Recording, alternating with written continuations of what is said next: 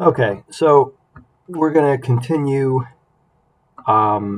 with putting together this little assembly of our wheel hub. I did a little quick internet dive on how Fusion kind of likes to do its joints or mates. So if you're coming from an Inventor or a SolidWorks background, it's a bit different. But I think it's the kind of thing that you'll get the hang of, especially if you need to. So the reason that, let me demonstrate to you, the way that I set this up the first time, okay, what I did is I did an alignment of these components. And I'm going to show you exactly why that didn't work the way I wanted it to. So I'm just going to go ahead and do that again. And the thing about this is that you could kind of get away with this. Okay. You could actually, depending on what you're doing, you could use this technique to put your parts together. However, it's not going to be parametric. So anytime you go and modify this model, you're going to run into problems. And let me show you exactly what I mean by that. So I'm going to go back to my section view. Okay. And you can see that I put this bearing aligned with the shoulder. So this would be the bearing as if you had pressed it into this bore, and it's up against the shoulder there. Now, let's say I needed to go in and change this in my design for whatever reason. So I'm just going to take this here and say, make it a little shallower, right? Like, let's say I could only find a 6mm seal. So, okay, I've done my revision, and then, crap, okay. So I aligned my bearing, and then I grounded the bearing, but it doesn't rebuild, okay. So in a parametric model, you want everything to rebuild properly. So when I go in and change a feature, you know, the model has to be, or it has to reconstruct itself in a way that makes sense. And right now it's reconstructing itself in a way that makes no sense at all, right? Because this bearing, you know, it can't be pressed further than that shoulder. So this model is not correct anymore. So we have to find a different way to do this. So I'm going to go ahead and unground that. And just, you know, you can pull that out. And then take my section view off. So I did a little dive and I figured out how to do this, right? And like I said, Fusion handles things a bit differently. But if you've used SolidWorks or Inventor, you know, it's not going to be a hard transition. And if you have not used SolidWorks or Inventor, then you might actually be in better shape. Okay, so what we want to do is we want to create a joint between these two components. So we go into Assemble and then Joint. And what you've got here is the component that you want to move. Okay, and that's going to be the first one to be selected. And you can see that as I select geometry on here, it gives me this little doohickey here with your, you know, X, Y, and Z axes and a little rotation thing there. This turns out to be pretty important, and this is kind of the root of all mates or joints in Fusion. So what we need to do is we need to kind of pick points on this geometry, and the way Fusion handles joints is that it basically places the points on top of one another, and then depending on the type of joint you want to select, it's going to align, let's say, the Z-axis or the Y-axis or the X-axis or it may allow some movement along the z-axis, but you cannot be not coincident. So that's where all the joint geometry comes from. So I'm going to demonstrate to you. I'll show you exactly how this kind of goes together and what the sort of theory is behind it. So what I'm going to do is I'm going to actually put this bearing in place using one joint only. And here's how that goes. I want this face to mate to this face in here. And I also want this this entire bearing to be concentric with this bearing bore. All right, so I'm just going to go in here, and you can assume that that this is concentric with the outer diameter bore. It may get more complicated if it's not, but for now I'm just going to do it this way.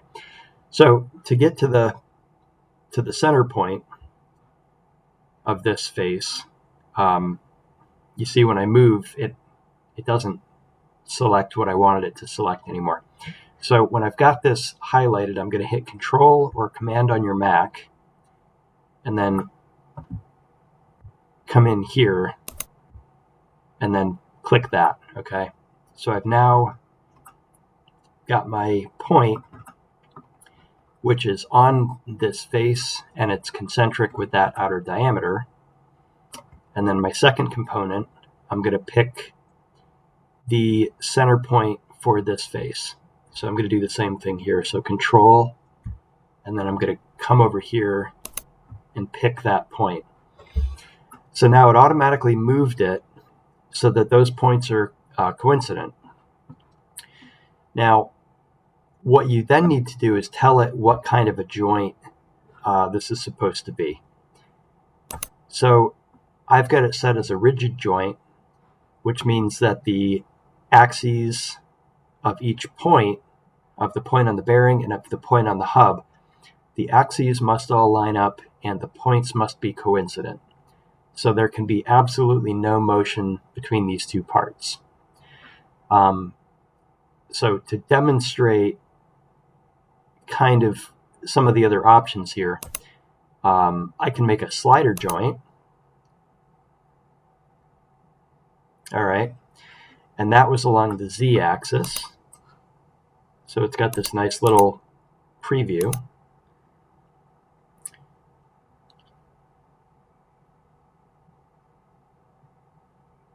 Okay, and I can also do maybe the y-axis, the x-axis. So you can kind of see some of the options here. Anyway, for now, this is going to be a rigid joint, and I'm going to click OK. And I'm going to basically do the same thing with our other hardware. And just to note, the short key here for joint is J. So if you want to just go ahead and use that, that'll probably save some time. So again, I'm control clicking that, and motion, rigid. Okay, why did it? Oh, I didn't want to do that. Okay, let's try this again. Hotkey J, and then control click the center point, and then control click that center point, and we have a rigid joint. Okay, and then I'm going to go ahead and place my shaft seals. So hotkey for the joint. Oh, come on, man. Right, so control click and then pick the center, and then I want that to line up with the center of that face. And you see it's actually backwards right now, so we can use the flip button, and that's going to flip the alignment around, make sure it's a rigid joint. All right, and do the same thing with the other one. So hotkey J for joint, control click that, and then control click that, and it flipped it, so we reflip it and hit OK. Now we can go back to our section analysis, and we can see that our seals are lined up the way that we want them to be lined up. Okay. Now, what I want to demonstrate is the flexibility of joints when they're done correctly. So I'm going to go ahead and change my bearing bore sketch. All right. Boy, that is strange. Okay, turn that off. And then Control 7. Bearing bores, look at, all right, and let's make this one a little shallower, and we'll see what happens. Okay, so Control 6, and then bring up our section again. Cool, all right. So what happened here is our bearings are mated to this face, and I just moved this face further out, right? So that means our bearings are going to move further out. So our seals are mated to this face, which means that when the bearing moves out, you're going to run into the seal. So this is exactly what you want your model to do. Because what this would tell me is that, if I go in and I change some part of the design, like the distance of that bearing bore, it may cause conflicts. And this is exactly the kind of thing that you want to catch on your design before you start making parts. So I'm glad that I've kind of figured out how those mates work. And I'm just going to go ahead and change my sketch back to what it was before. Right, now that we've seen that works, right?